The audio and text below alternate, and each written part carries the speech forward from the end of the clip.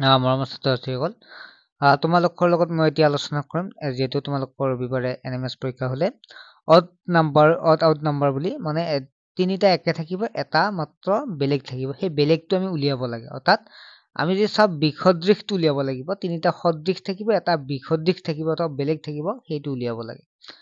প্ৰথমটো চোৱা তোমালোকক কি দি আছে, ৱাশ্বিংটন DC, নিউয়ৰ্ক, নেক্সট হ'ল লাছ ভেগাছ আৰু ছিডনী আছে। ইয়াৰে আমাৰ মানে ওলোট যিটো আমাৰ কি আছে বিসদৃশ আছে অৰ্থাৎ বেলেগ আছে, সেইটো উলিয়াব লাগে। এতিয়া কি হ'ব ইয়াৰ এনচাৰ?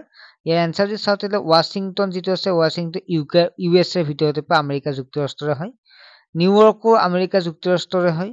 আৰু লাছ ভেগাছো হৈছে আমেৰিকা যুক্তৰাষ্ট্ৰৰে হয়। অৰ্থাৎ এইখন হৈছে চিটি। আৰু ছিডনী হৈছে অষ্ট্ৰেলিয়াৰ হয়। গতিকে আমি দেখা পালো USA তিনিখন, ছিডনীটো হৈছে অষ্ট্ৰেলিয়াৰ, গতিকে টিটো হ'ব ইয়াৰ শুদ্ধ উত্তৰ। নেক্সট হৈছে WZFG, UX আৰু ORটো আমি উলিয়াব লাগে। আমি দেখা পালো যে WZৰ মাজত যদি WZ চাওঁ তেতিয়াহ'লে মাজত কি আছে, WX আৰু Y আছে, অৰ্থাৎ দুটা আছে, হয়নে? ইয়াত 23 আৰু 24 নম্বৰ যি আছে X আৰু Y আছে, মানে দুটা আছে মাজত। UXৰ যদি চাওঁ তেতিয়াহ'লে ইয়াতো কি আছে, UV আৰু কি আছে, V আৰু W আছে, মানে ইয়াৰ মাজতো কি আছে, দুটা লেটাৰ আছে। O পিছত কি আছে, OPQ কি R আৰু S আছে, এক মিনিট, MNOP, Q আৰু R আছে, P আৰু Q আছে, ঠিক আছে, P আৰু Q আছে, ইয়াত দুটাৰ মাজতো দুটা লেটাৰ আছে, P আৰু Q আছে, ঠিক আছে। বাকী গোটেইকেইটাতে আমি দুটা লেটাৰ মাজত পাইছো। ইয়াত চোৱা Fৰ পিছত ডাইৰেক্ট G হয়, গতিকে ইয়াৰ মাজত কোনো লেটাৰ নাই, গতিকে আমি দেখা পালো যে ইয়াত দুটা কি আছে আমাৰ, এটা মানে ইয়াৰ সংখ্যা আমি অড আউট বুলি কওঁ, এটা বেলেগ আছে, কোনটো হ'ব, বিটো হ'ব ইয়াৰ এনচাৰটো। নেক্সটটো আহিছো, ঠিক আছে, নেক্সটটো কি দি আছে, 2378, অ'কে, 2378, 9122 আৰু 1517 আৰু 2345। আমি দেখা পালো যে আমি যদি গোটেইকেইটা সংখ্যা নাম্বাৰ যোগ কৰোঁ তেতিয়া কিমান পাওঁ, আমি 14 পাওঁ, অৰ্থাৎ 14 পাওঁ। গোটেই 2378 যোগ কৰিলে 14 পাওঁ। তাৰপিছত 9122 যোগ কৰোঁতে এইটো 20 পাইছো, বাকী গোটেইকেইটা যোগ কৰোঁতে এই গোটেইকেইটা যে আমি সংখ্যা যোগ কৰোঁ তেতিয়া 14 পাওঁ, ঠিক আছে।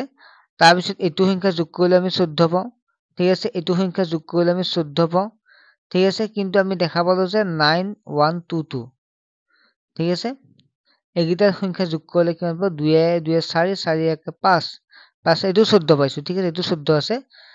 কোনটো ডিফাৰেন্স আছে চাওঁ তেতিয়াহ'লে, চোৱা 2378, এক মিনিট, 8 7 কিমান হ'ব, বাকীকেইটা একে আছে, প্ৰথমটোত কিমান হৈছে, এক মিনিট ৱেইট কৰিবা, ইয়াত কৰোঁতে ভুল হৈছে।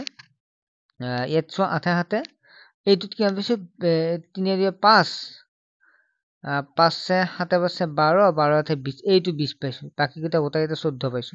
তোমালোকে গোটেইকেইটা 14 পাবা, কিন্তু আমি দেখা পালো যে যিটো আমি এটোত 20 পাইছো, গতিকে এটো হ'ব ইয়াৰ শুদ্ধ উত্তৰ। কাৰণ তোমাৰ দেখা পাইছা 9 1 10, 10 2 12, 12 2 14, 4 5 9, 9 3 10 1 12, 13 14 আৰু 7 5 12, 13 14, গোটেইকেইটাত আমি 14 পাইছো, ইয়াতো 14, ইয়াতো 14 আৰু ইয়াতো 14, কিন্তু আমি দেখা পাইছো একটো হ'ব ইয়াৰ শুদ্ধ উত্তৰ, কাৰণ ইয়াত 20 পাইছো। অ'কে, তাৰপিছত নেক্সটটো চোৱা, 56 72 90 আৰু 64 কি আমাৰ ইয়াত দেখা পাইছো, মানে বেলেগ দেখা পাইছো। ইয়াত যদি চাওঁ তেতিয়া 8 7 গুণ কিমান হ'ব, 56 মিলিছে, 8 7 গুণ 64, 8 9 গুণ 72, ঠিক আছে, 8 7 গুণ 64, 8 7 গুণ 56, 8 7 গুণ 64, 8 9 গুণ 72, গতিকে কোনটো হ'ব, চিটো হ'ব ইয়াৰ এনচাৰ, ঠিক আছে। কাৰণ চিটো মিলা নাই, বাকীকেইটা মিলিছে, আমি পূৰণ কৰিলে আমি পাই যাওঁ, ঠিক আছে। নেক্সট হৈছে 5 নম্বৰটো চোৱা, গিয়াৰ্ছ, তাৰপিছত হেডলাইট, টায়াৰ আৰু কাৰ। গতিকে কাৰ ভিতৰতে কি থাকে, কাৰৰ পাৰ্টছ, গিয়াৰটো পাৰ্টছ হয়, কাৰৰে এটা পাৰ্টছ হয়, অংশ। তাৰপিছত হেডলাইটটো এটা অংশ, টায়াৰো এটা অংশ, কিন্তু কাৰটো বেলেগ, ভিতৰত থকা এইবিলাক হ'লে পাৰ্টছ হয়, কাৰটো এটা বেলেগ। গতিকে ইয়াত কোনটো নিমিলে, গতিকে কাৰটো মিলা নাই, গতিকে এনচাৰ হ'ব চিটো। নেক্সট হৈছে ADC, LNM, XZY, PQR, কোনটো মিলা নাই চোৱা, এল চোৱা এলৰ পিছত এম লিখিছে, এমৰ পিছত এন লিখিছে। ঠিক আছে, বিৰ পিছত চি লিখিছে, চিৰ পিছত ডি লিখিছে। ঠিক আছে, তাৰপিছত এক্সৰ পিছত ৱাই লিখিছে, ৱাইৰ মাজত জি লিখিছে, মানে এল এম এন, মানে মাজত পিছৰ সংখ্যাটো মাজত লিখিছে। বুজি পাইছে নিশ্চয়? L M N. ঠিক আছে, গতিকে আমি ইয়াত দেখা পালো যে পি আৰ পি কিউ, ইয়াত কিউ হ'ব লাগিছিল। ঠিক আছে, পি কিউ আৰ হ'ব লাগিছিল, কিন্তু এইটো মিলা নাই, গতিকে ডিটো হ'ব ইয়াৰ শুদ্ধ। তো নিশ্চয় বুজি পাইছা?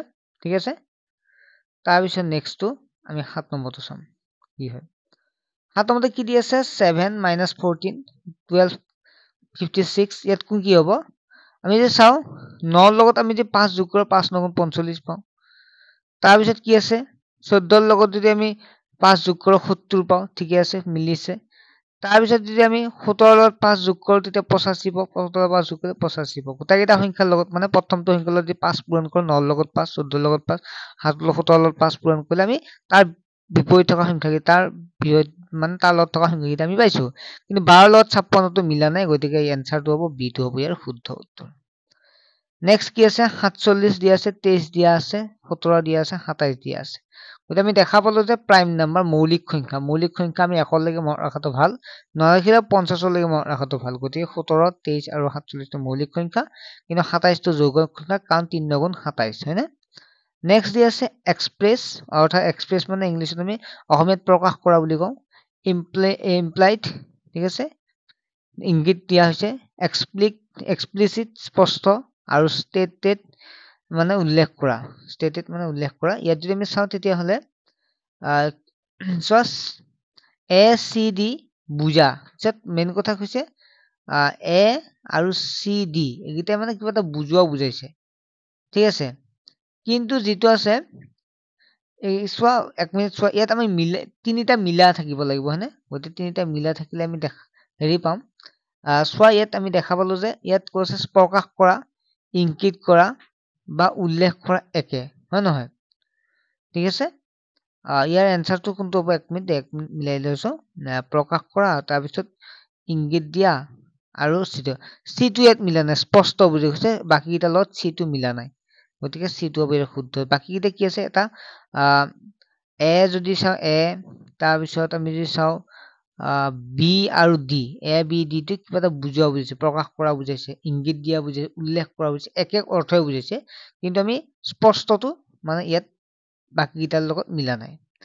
নেক্সট হৈছে, নেক্সটটো আছে নেক্সট এনচাৰটো একে, চিনোনিমছৰ এনচাৰ হয়, ডিটো চিনোনিমছ হয়। ঠিক আছে, বাকী গোটেইকেইটা বাকীকেইটা এন্টনিম, মানে ডিটো ইয়াত মিলা নাই, এইটো চালে হয়। নেক্সটটো চোৱা তোমালোকে, বাহে টেম্পল তেনেকুৱাকে দি আছে। তাৰপিছত ইয়াত যদি আমি চাওঁ, এটা কথাই লক্ষ্য কৰিম যে বিটো যি আছে বাহে টেম্পল, এইটো ইণ্ডোনেছিয়াত আছে, আৰু বাকীকেইটা ইণ্ডিয়াত আছে। ঠিক আছে, হাৱা মহল, ভিক্টৰিয়া মহল। ঠিক আছে, নেক্সট হ'ল বৰবুধৰ টেম্পল। ঠিক আছে, বৰবুধৰ টেম্পল, এইকেইটা ইণ্ডিয়াত আছে। আৰু নেক্সট যদি চাওঁ তেতিয়াহ'লে আমি বাকীখিনি নেক্সট আমি আলোচনা কৰিম। ঠিক আছে, চেনেলটো ছাবস্ক্ৰাইব কৰি ৰাখিবা। আৰু যদি তোমালোকে ক্লাছত জইন হ'ব বিচাৰে হ'ব পাৰে। এটা ক্লাছ 8ৰ আমাৰ অনলাইন ক্লাছ লৈ আহিছোঁ, মাত্ৰ 119 টকাতে এই ক্লাছৰ সুবিধা লাভ কৰিব পাৰিবা। মেথছ, ছায়েন্স আৰু ইংলিছ পঢ়িব পাৰে। ঠিক আছে।